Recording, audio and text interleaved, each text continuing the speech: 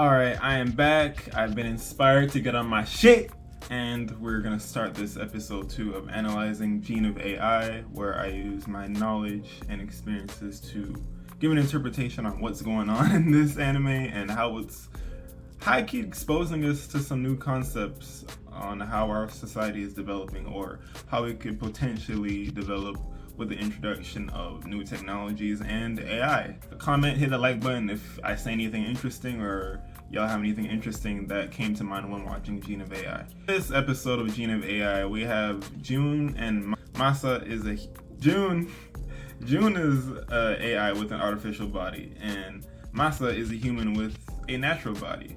They both do track, and June really just wants to keep up with Masa.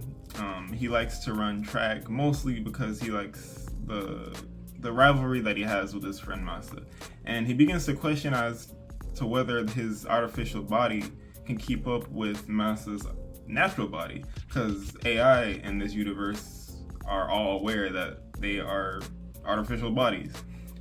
So he goes and literally takes a doctor's visit to Pseudo, the protagonist of this show, who is a doctor that does both above the table and under the table visits, if you know what I'm saying.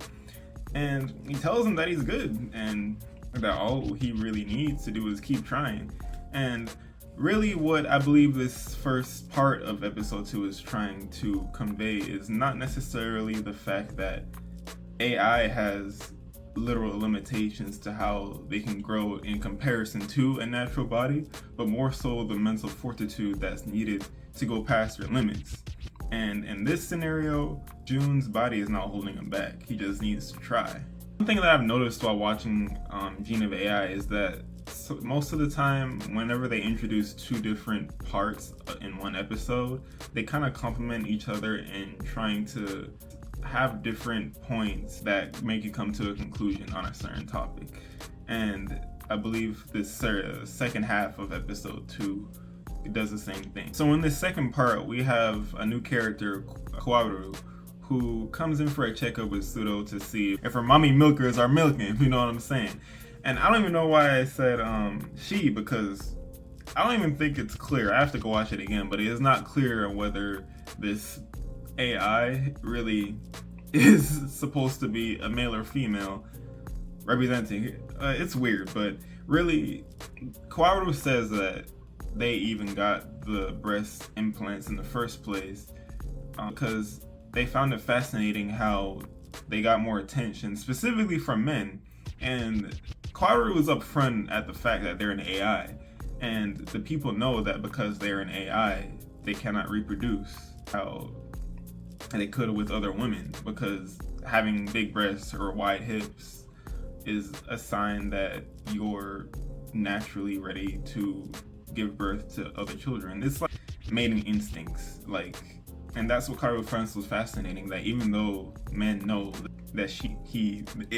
bro, it's an AI, it's a robot, okay, don't attack me. Kaworu quite literally says that it's fascinating that men are at the mercy of the reproductive systems, in spite of knowing that they can't help them pass on their genes, aka have children.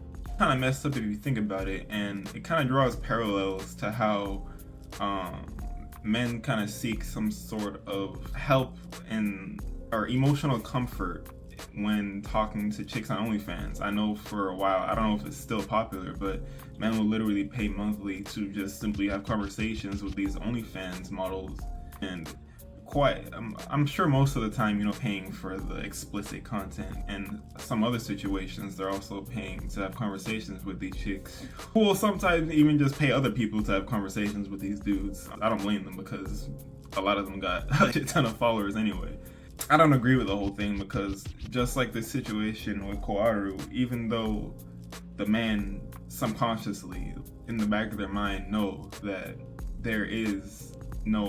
they can't pass on their genes with Kaworu, and in the OnlyFans situation, they're not truly fixing their issue. I'm sure most people would agree that they should just go seek a therapist if it's that serious, but they go seek sexual gratification along with emotional comfort when seeking to pay for OnlyFans models. In my opinion, I think you should just seek some sort of sexual repression of your instincts so that you can be more in control of your desires and I guess go seek therapy. But that's a whole other conversation. A very important topic that Kwaru brings up is the fact that humans are always stuck in their ways when it comes to finding their own form of true happiness.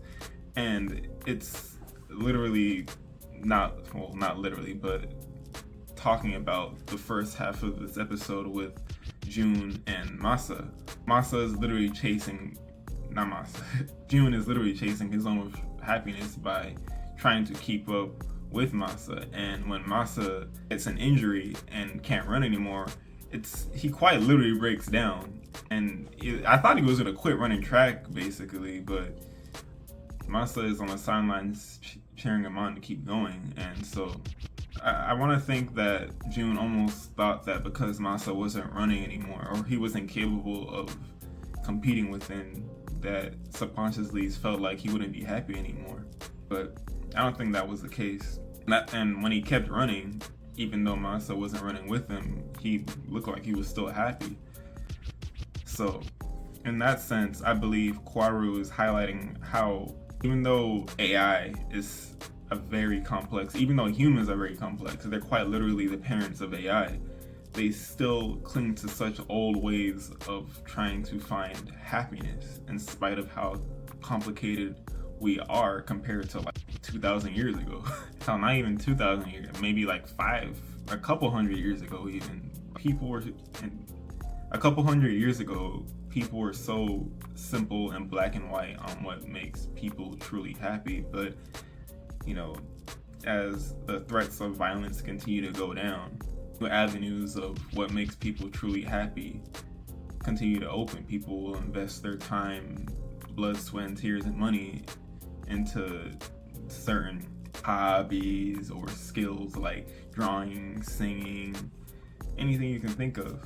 And in this case, it was track and field. Was it running with Masa that made June happy, or is it truly the act of competing in the track and field that made him happy? I think it's less about trying to answer that question and more about highlighting the fact that humans still cling to such simple black and white ways of trying to figure out what makes them happy. And rather than contemplating on that behavior in nature, they kind of just go with the flow, I feel like, as in we, humankind. And they damn near kind of built the AI to behave the same. Pseudo explains or gives his opinion that humans prefer stability and societal structures. And whenever Masa couldn't run anymore due to his injury, it literally threw off the balance that June had in terms of what he was striving for. People might say that he didn't look happy when he was losing to Masa in track, but it was like a goal that he was striving towards. And we see this all the time in anime, where like in Vinland Saga, for example, whenever Askeladd is killed not by Thorfinn, spoilers, he literally loses his meaning for living, and the second half or second season of Vinland Saga is literally Thorfinn finding another reason to live. It's bigger than revenge, and in this case, it's bigger than just competing with Masa. Power literally comments that humans act like it's the end times when change is taking place. And you see that happen quite often. And even in rather than looking at the micro, we can look at macro, we can look at the micro. Just everyday situations where you can question your balls deep Christian about their beliefs, even though, in my opinion, a lot of Christians don't read their Bibles. But whenever you question them, they're so quick to be on the deteriorating defensive to the point where all you can do is, it looks pitiful, to be honest. It's like, and they wouldn't even be in that situation if they just didn't place all their eggs in one basket. I believe that human existence is bigger than just the Bible. That's not me trying to take away any importance on the Bible in human history. I believe that it's very important. But the minute that importance is questioned, and if you're proven wrong, then you become an atheist, and you lose your sense of spirituality. And I don't think that's healthy. believing that Christianity is the end-all be-all of human history and its journey in spirituality, I think people should study other religions as well, because I believe a lot of the times they're trying to tell the same thing and reach the same conclusions. I believe that all humankind is on the same journey. They just tell it in different words and or cultures and languages.